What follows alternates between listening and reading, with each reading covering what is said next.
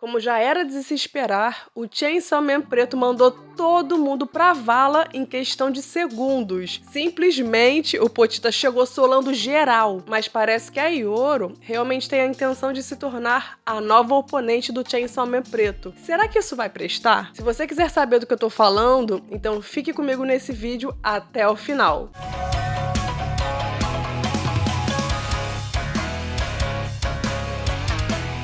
Olá, sejam bem-vindos! Eu sou a Renata e hoje vamos conversar sobre o capítulo 172 de Chainsaw Man. No capítulo passado, o Balen foi morto pelo Denji. Ele morreu, mas passa bem, né? Daqui a pouco essa desgraça volta. E não bastasse isso, o Chainsaw Man preto voltou e novos infernais da segurança pública apareceram para tentar detê-lo. Será mesmo? Se você sempre me acompanha e curte os reviews semanais do mangá, já sabe, né? Clica no like desde agora. Mas se você ainda não me conhece, seja muito bem-vindo. Eu espero que você goste do vídeo e se você gostar, não esquece de caprichar no like e de se inscrever no canal. Galera, eu ainda tô bem doente, então eu peço pra relevarem a minha voz, que ainda tá meio fanha e ainda tá meio esquisita. Mas enfim, o capítulo começa com Potita se movimentando numa velocidade insana. Em um momento, ele estava num lugar, mas logo em seguida já não estava mais. Aí, a metade lobo mal do infernal percebeu a rápida movimentação do Potita e mandou a metade humana pular. O infernal saltou de uma forma que pareceu que ele estava naquele filme Matrix, né? Ele deu um salto meio Kung Fu, estilo garça, sei lá o que é isso, gente. Mas o infernal fez muito bem em saltar, porque todo o resto foi pego desprevenido e eles não tiveram nem tempo de piscar. Quando eles se deram conta, já tinham sido fatiados pelo Potita, que passou por eles numa velocidade impressionante. Aí nessa hora eu pensei, ih, sobrou só o lobo mau. Só que não foi bem assim. O lobo mau jurava que o seu plano tinha dado certo, mas ele também foi vítima do Chainsaw Man e teve a sua cabeça cortada sem nem ter percebido que isso tinha acontecido. Eu achei bem engraçada essa parte do capítulo, porque foi uma ótima quebra de expectativa, né? Eu jurava que o lobo mau tinha sobrevivido, pelo menos momentaneamente, né? Mas claramente eu me enganei. E no final das contas, acabou acontecendo o que eu já tinha comentado no review passado. Todos os infernais foram pra vala rapidinho, então nem deu tempo de se apegar a nenhum deles. Mas é uma pena porque alguns deles tinham um design bem maneiro. Mas enfim, eu vou ser bem sincera. Olha, fizeram de tudo pra destruir a vida do Denji de novo, pra poder invocar o Chainsaw Man preto. Então, eu vou passar pano pro que o Potita fizer, porque acabaram com a vida do Denji e ele só queria levar uma vida normal. A não ser que o Potita faça alguma parada extremamente bizarra, que passe totalmente dos limites, fora isso, eu vou passar pano. Sinceramente, eu quero mais que ele estraçalhe tudo. E no final das contas, a teoria de que o Denji iria virar vilão é realidade agora, né? É claro que pode acontecer alguma coisa no meio do caminho que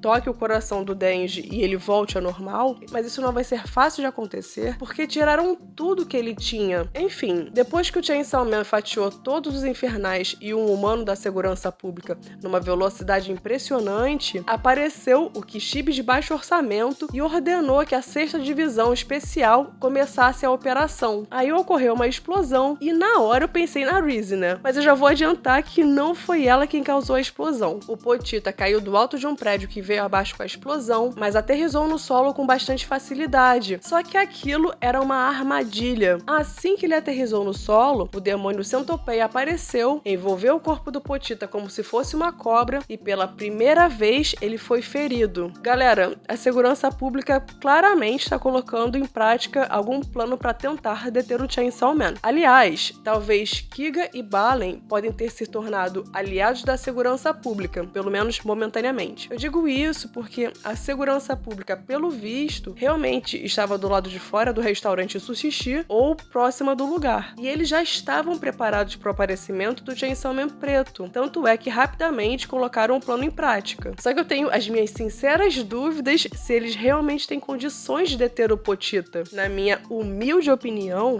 o que eu faria seria forjar a morte da Nayuta. Mas faria um negócio bem feito, né? Usaria um bolo ultra realista, uma cabeça de cera, ou até o demônio da imitação que deve existir e poderia ser um dos pokémons da Kiga. Mas enfim, eu forjaria a morte da Nayuta e faria um contrato com o demônio demônio do inferno para deixar a Nayuta presa no quinto dos infernos. A gente já viu na parte 1 que o inferno é cheio de portas, né? Então, eu deixaria a Nayuta bem trancada em uma dessas portas e na hora que o Pochita estiver completamente fora de controle e todos os planos derem errado, eu traria a Nayuta de volta para acalmar o Pochita e fazer o Denji voltar ao normal. Se realmente mataram a Nayuta, eu acho bem problemático, porque eu acredito que ela era a chave para acalmar o Pochita quando as coisas forem pro brejo, e é questão de tempo até isso acontecer. Agora, se não mataram, eu acredito que irão trazer a Nayuta de volta no momento mais dramático como último recurso. Agora, uma outra possibilidade que o Mano Joe comentou no último review, e eu acho que faz muito sentido, é que talvez a chave para acalmar o Pochita seja dar um abraço nele. O Pochita já revelou que o seu desejo era ter alguém para abraçá-lo, e isso era um pouco difícil porque ele é bem forte e a sua verdadeira forma, a sua anatomia, né, torna um abraço uma coisa meio difícil. Então é possível que a Asa, a única pessoa com quem ele criou uma conexão e ainda tá viva, consiga deter o Pochita com um abraço. Talvez seja assim que o Denji consiga voltar ao normal. De qualquer forma, o que eu tô entendendo desse plano inicial da segurança pública é o seguinte: vocês lembram que no capítulo passado foi dito que a missão dos infernais era causar pelo menos algum dano no Chainsaw Man? Então, me parece que a intenção da segurança pública é fazer o Chainsaw Man sangrar para que ele tenha que comer algo para se regenerar. E percebam que assim que o demônio Centopeia conseguiu fazer o Chainsaw Man sangrar, o Kishibe de baixo orçamento comunicou isso no rádio e repassou essa informação para os outros membros da segurança pública. A impressão que eu tenho é que nesse momento a segurança pública está testando o Pochita para ver se realmente faz sentido esse negócio de apagar nomes da existência e meio que tentar entender como isso funciona. Nem pra gente essa habilidade está completamente explicada. E talvez seja por esse motivo que infernais aleatórios não muito fortes foram escolhidos para serem os primeiros a enfrentar o Chainsaw Man, e a Quanche, que é muito forte, ainda não foi enviada. Eu acho que a segurança pública não quis arriscar colocando uma equipe mais forte para lutar logo de cara, sem antes entender melhor como as habilidades do Pochita funcionam. Inclusive, logo depois que o demônio Centopeia foi totalmente fatiado, o Kishibe de baixo orçamento ordenou que o Tatuzinho de Jardim, isso mesmo,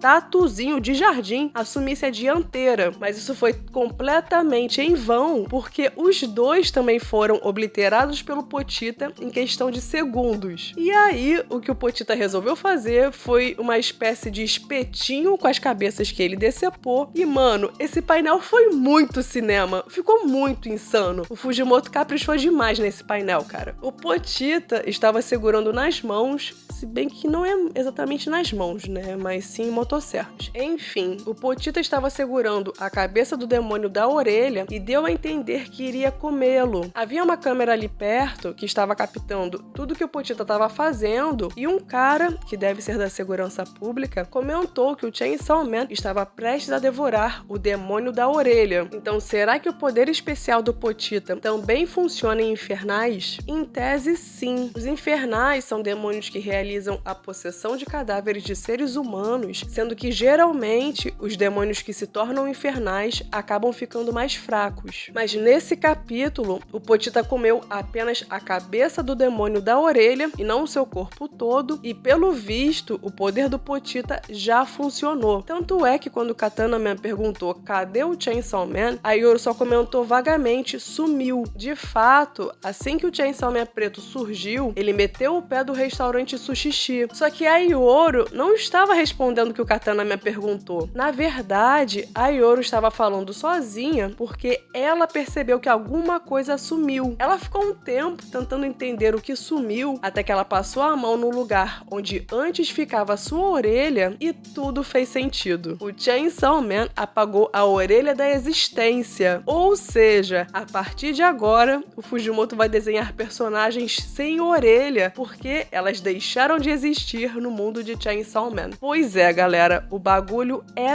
tenso. E antecipando uma possível dúvida que pode aparecer nos comentários, os personagens de Chainsaw Man continuarão tendo audição. E parece que o canal auditivo e todo o resto que tá internamente, e eu não sei o nome, continua existindo. O que não existe mais é a parte externa, a orelha. Pelo menos foi isso que eu entendi. Só que a tradução do inglês me deixou em dúvida porque o Katana falou: hã? O que foi que você disse? E aí ficou meio ambíguo se ele falou isso porque não entendeu o que a Yoru quis dizer ou se ele realmente não tá ouvindo o que a Yoru falou. Enfim, a Yoru deu um sorrisinho e pela cara dela, ela tá cogitando ir atrás do Chainsaw Man, lutar contra ele e fazê-lo vomitar as armas nucleares. E parece que essa é a ideia. Agora, se ela vai conseguir alguma outra coisa além de tomar uma surra do Pochita, eu não sei. Ainda que a Yoru esteja mais forte agora, será mesmo que ela tem condições de enfrentar o Chainsaw Man? Olha, eu tenho as minhas dúvidas, mas comenta aí o que você acha. Aliás, me parece que a Yoru conseguiu perceber que alguma coisa sumiu, porque assim como a Makima, elas são cavaleiras do apocalipse, e isso parece que garante a elas uma espécie de status especial. Até porque a Makima se lembrava do nome dos demônios que existiam, mas foram apagados, e a Yoru teve partes do seu corpo devoradas pelo Pochita, mas ela continuou viva e ficou apenas fraca. Enfim, antes de finalizar o vídeo, os inscritos têm me pedido muito para comentar a teoria de que o Pochita pode ser, na verdade, o demônio do nascimento ou o demônio da vida, até porque motosserras foram criadas com o propósito de auxiliar o parto. Eu sei que isso parece meio bizarro, mas é verdade. E uma outra coisa que eu cheguei a cogitar, mas esqueci de comentar no último review, é que as tripas enroladas no pescoço do Chainsaw Man preto parecem muito um cordão umbilical. Tanto é que alguns bebês nascem com cordão umbilical preso no pescoço, né? Então, eu concordo que a teoria de que o Pochita pode ser o demônio da vida faz muito sentido. A única certeza que eu tenho é que o Pochita não é meramente o demônio da motosserra e ele deve ser um demônio primordial. Aí pode ser que ele seja o demônio da vida,